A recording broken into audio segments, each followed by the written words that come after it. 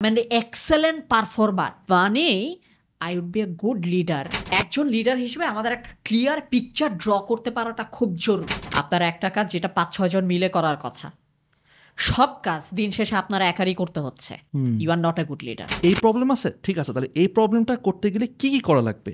So এই জিনিসটা ধরো যে আমি ওর কাছ থেকে আমি শিখছি যে আচ্ছা এটা প্রবলেম, এই প্রবলেম রুট কজ এটা ওর কাছে প্রবলেমের সলিউশন থাকবে না, এটা আবার কি জিনিস এক্স্যাক্টলি। আমি বলছি বাদ দে না ভাই, এটা মানে কি, এটার সলিউশন বের করতে হবে। আমাদের ভাই ইঞ্জিনিয়ারের সাথে থাকলে এটা সমস্যা আর কি।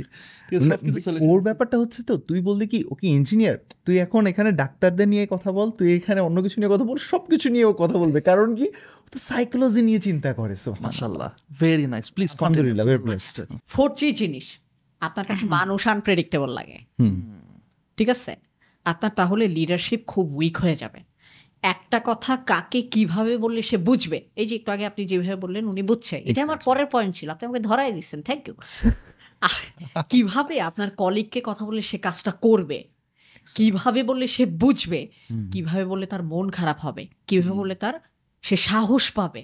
একটা কলিগের সাথে আপনি কাজ করছেন, 4 মাস পরেও আপনি তার পালস বুঝেন না, তাহলে বুঝতে হবে আপনার লিডারশিপ উইক হয়ে যাচ্ছে। আপনি যদি 4 মাস পরেও একটা মানুষের পালস বুঝে তাকে দিয়ে যদি আপনি কাজ করাতে না পারেন, তাহলে বলতে হবে যে আসলে ওই মানুষটা আপনার লিডারশিপকে উইক করে ফেলবে। আপনার মানুষকে বুঝতে হবে, এবং এই ক্ষেত্রে আসলে মানুষের 3টা ধাপ আছে। মানুষ কি বলে, মানুষ কি বোঝায়, এবং মানুষ কি শুনতে চায়। এই 3টা ডাইমেনশন আপনি যদি বুঝতে পারেন, একটা মানুষকে আপনি রিজনেবলি প্রেডিক্ট করতে পারবেন। একজন লিডার হিসেবে আপনার একটা মানুষকে রিজনেবলি প্রেডিক্ট করতে পারাটা জরুরি। যদি না পারেন তাহলে ওই জায়গাটায় আপনার কাজ করতে হবে, হিউম্যান অ্যাটাচমেন্ট বাড়াতে হবে, হিউম্যান রিলেশনশিপ বাড়াইতে হবে। এটা হচ্ছে 4র্থ জায়গা। 5ম যেটা, আপনার চিন্তা এলোমেলো। আপনার সামনে যখন অনেক ইস্যুতে ডিসিশন নিতে হয়, আপনি এলোমেলো হয়ে যান। আমাদের বেঁচে থাকার জন্য, শারীরিক সুস্থতার জন্য 6 ধরনের নিউট্রিশন দরকার, তাই না? আমাদের যেমন যে কোনো একটা নিউট্রিশনের অভাবে আমরা অসুস্থ হয়ে যেতে পারি, লিডারশিপের এরকম 6টা আসপেক্ট আছে, যেটার একটা থাকলেই আপনার লিডারশিপ ধ্বংস হয়ে যাবে। ধ্বংস হয়ে যাবে না, আপনার লিডারশিপ উইক হয়ে যাবে। আমি একটু 6টা আপনাকে ধরাই দিই, আপনি 1 বাই 1 আপনি সব ধরতে পারবেন।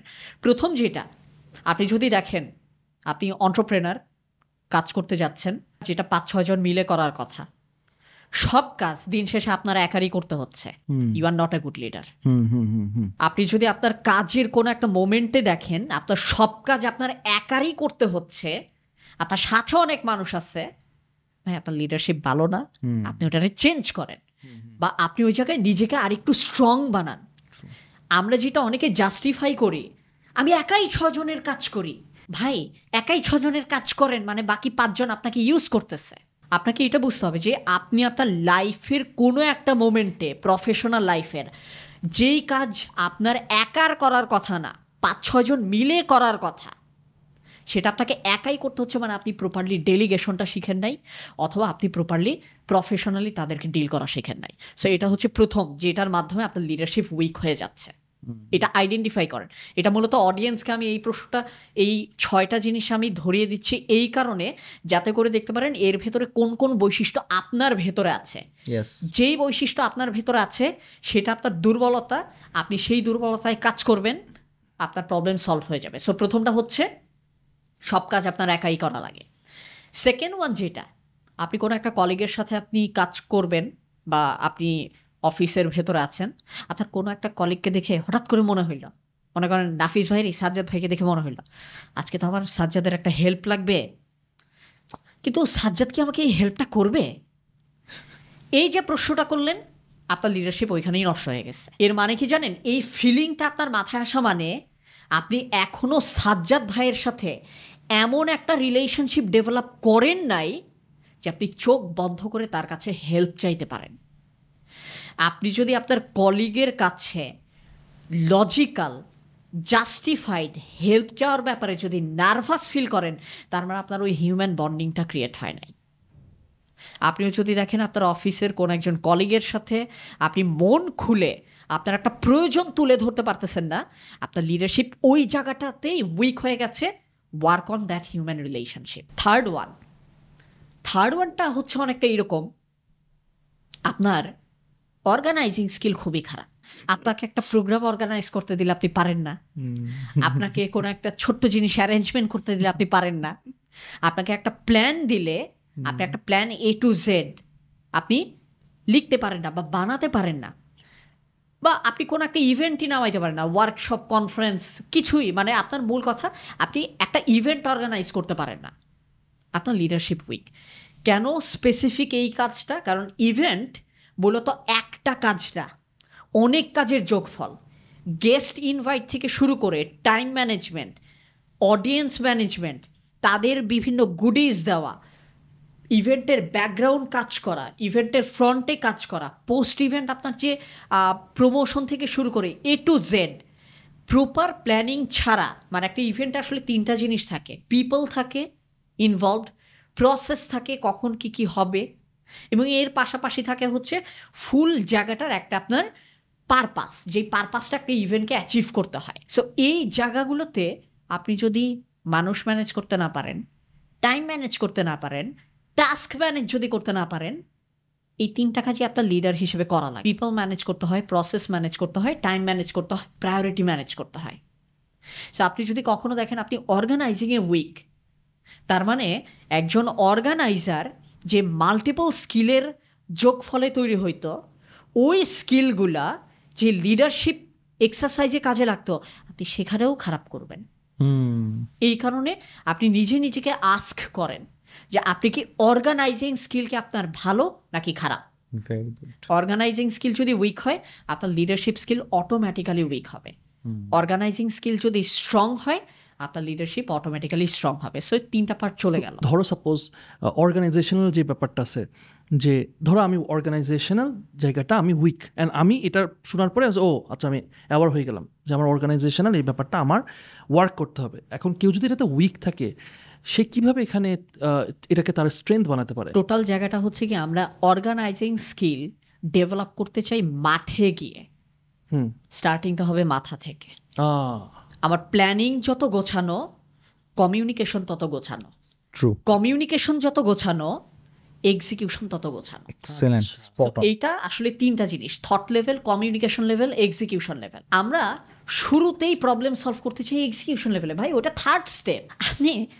আপনার যদি প্রপার প্ল্যানিং না থাকে, আপনি ইভেন্টে গিয়ে আপনি আপনার কি অর্গানাইজিং স্কিল দেখাবেন? আপনি পারবেন না।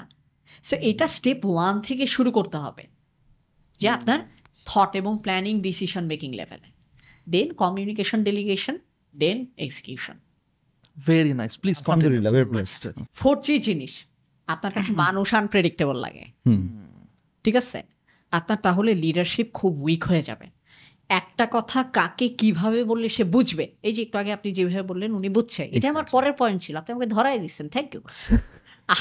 কিভাবে আপনার কলিগকে কথা বললে সে কাজটা করবে, কিভাবে বললে সে বুঝবে, কিভাবে বললে তার মন খারাপ হবে, কিভাবে বললে তার সে সাহস পাবে। একটা কলিগের সাথে আপনি কাজ করছেন, 4 মাস পরেও আপনি তার পালস বুঝেন না, তাহলে বুঝতে হবে আপনার লিডারশিপ উইক হয়ে যাচ্ছে। আপনি যদি 4 মাস পরেও একটা মানুষের পালস বুঝে তাকে দিয়ে যদি আপনি কাজ করাতে না পারেন, তাহলে বলতে হবে যে আসলে ওই মানুষটা আপনার লিডারশিপকে উইক করে ফেলবে। আপনার মানুষকে বুঝতে হবে, এবং এই ক্ষেত্রে আসলে মানুষের 3টা ধাপ আছে। মানুষ কি বলে, মানুষ কি বোঝায়, এবং মানুষ কি শুনতে চায়। এই 3টা ডাইমেনশন আপনি যদি বুঝতে পারেন, একটা মানুষকে আপনি রিজনেবলি প্রেডিক্ট করতে পারবেন। একজন লিডার হিসেবে আপনার একটা মানুষকে রিজনেবলি প্রেডিক্ট করতে পারাটা জরুরি। যদি না পারেন, তাহলে ওই জায়গাটায় আপনার কাজ করতে হবে। হিউম্যান অ্যাটাচমেন্ট বাড়াতে হবে, হিউম্যান রিলেশনশিপ বাড়াইতে হবে। এটা হচ্ছে 4র্থ জায়গা। 5ম যেটা, আপনার চিন্তা এলোমেলো। আপনার সামনে যখন অনেক ইস্যুতে ডিসিশন নিতে হয়, আপনি এলোমেলো হয়ে যান।